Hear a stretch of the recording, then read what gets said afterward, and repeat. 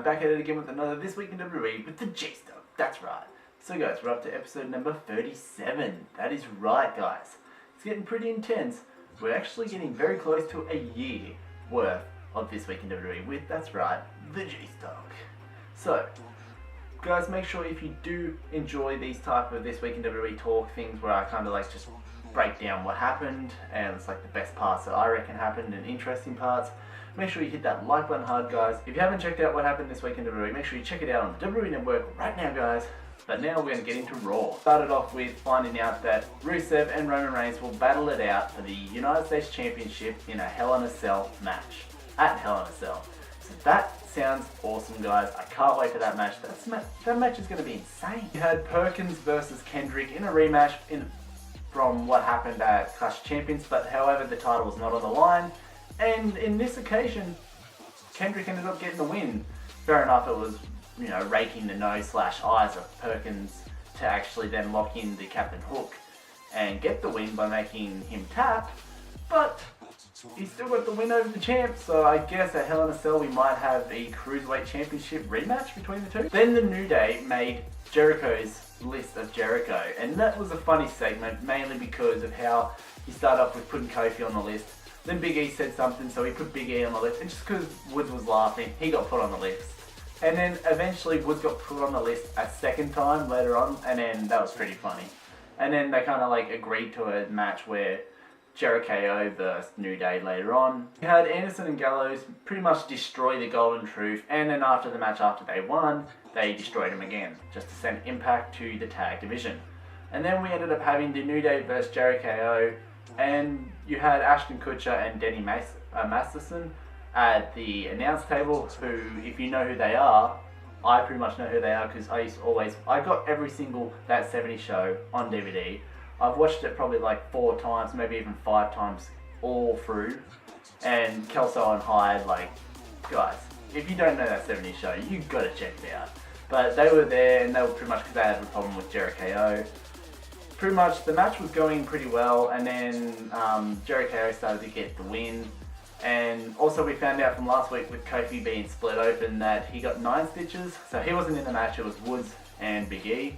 And pretty much what ended up happening was Seth came out and distracted Owens and Jericho ended up losing the match.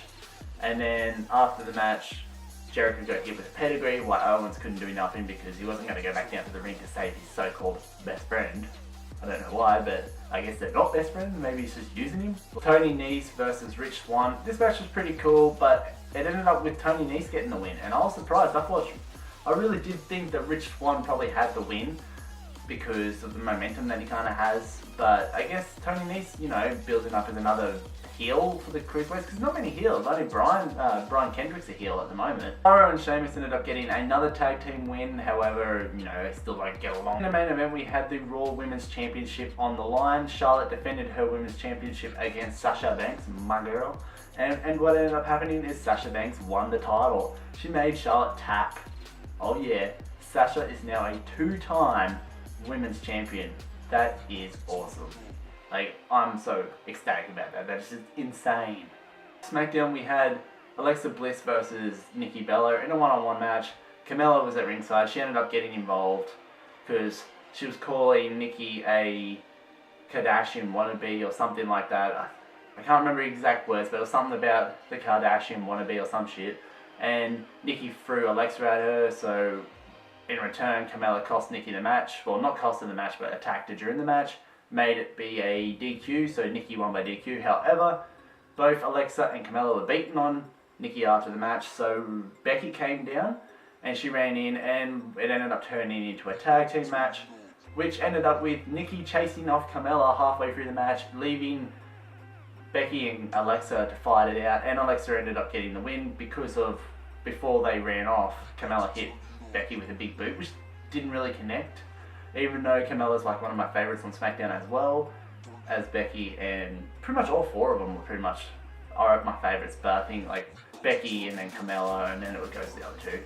But because of that big boot, Becky ended up getting hit with the Bliss Splash or whatever you want to call it, and pretty much Bliss got the win, and she's going into No Mercy this Monday or Sunday, wherever you live, with the momentum. We had Miz TV, and Miz had a documentary, which was kind of like Dolph Ziggler was invited down to the ring, and it was kind of like a 24 type of thing, like on the WWE Network they did like this 24 type of doc thing where they kind of document shit, and he did like the failure of Dolph Ziggler or something like that, and it pissed Dolph Ziggler off. Of course it would.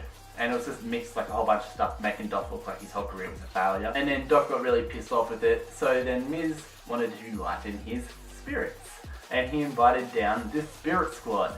So not all 4 members, because as you know, Dolph was Nikki from the Spirit Squad back in the day, in the Attitude Era, which Spirit Squad were just no, they were just no. But back in the day he was Nikki, so Kenny and Mikey, I believe, came down, and Mikey's gotten fatter, like he was the chubbier one out of the lot, but he's fatter and he's bald, and Kenny's still skinny for some reason. And the other 2 apparently got lost in transit. And so they chanted out Dolph's name, and then they was like, it was kind of just backing him up, and then Miz kind of sicked them on him, and they started attacking Dolph. They hit Dolph with that Spirit Squad, like they pick him up and then they throw him in the air and drop him down type of finisher. And then after that they were planning on hitting him in the corner, and Dolph ended up hitting a super kick on both guys and laid them out, and then Miz came in for a skull crash and finale, reversed it, and Miz almost got his head kicked off. So I really can't wait. This probably is one of the most interesting matches at No Mercy, as the Intercontinental Championship's on the line.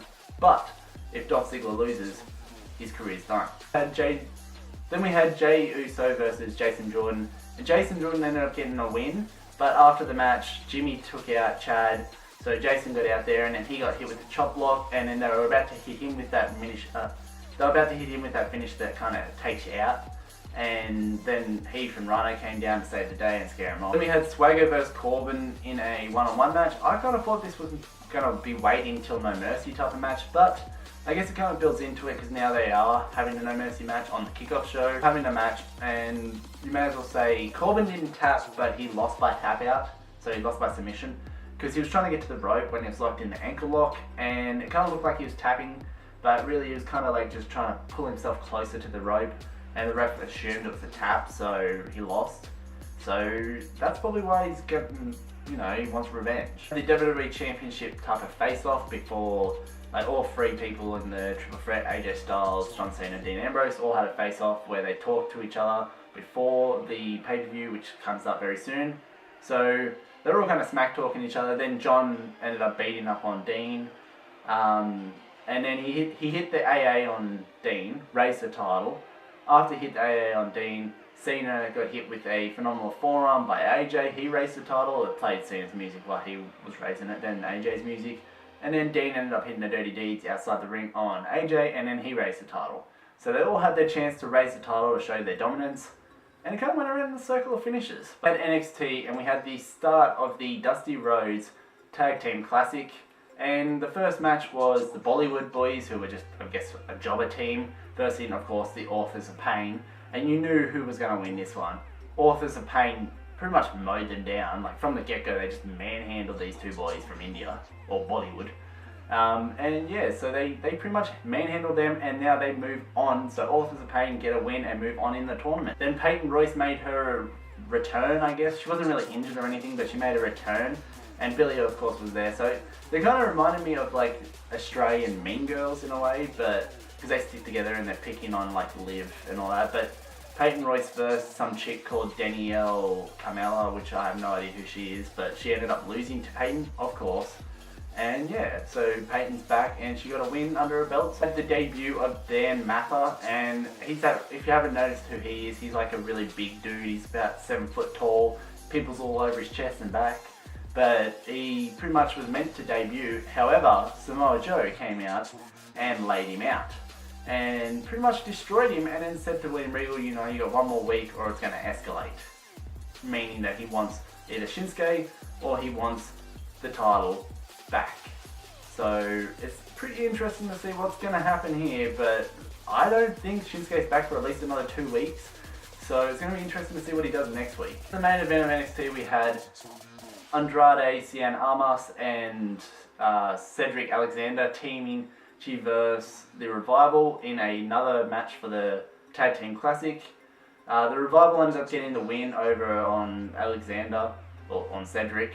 And after the match, so they move on as well. And after the match, Cien wasn't too happy. And he took out his frustration on Cedric and laid him out. Cien is now heel confirmed, I guess. But yeah, so maybe at the next NXT pay-per-view it'll be Cien Almas versus Cedric Alexander. Be interesting. Because that's what happened on This Week in WWE. So if you did enjoy this, make sure to hit that like button hard, guys. But not too fucking hard. Don't break your computers. If you want to follow me on Instagram and Twitter, links in the description down below. Guys, make sure to hit the subscribe button to join the Dark Squad. And spread the word of the JaseDawg to everybody you know. Make sure you stay tuned, because in the next day or so, or maybe later on today, I will be putting up the No Mercy prediction video, guys. So definitely stay tuned for that and check out my opinions and all that type of stuff with the pay-per-view that is coming up for SmackDown Live. So guys, as always, stay awesome. The JaseDawg is out of here. See ya.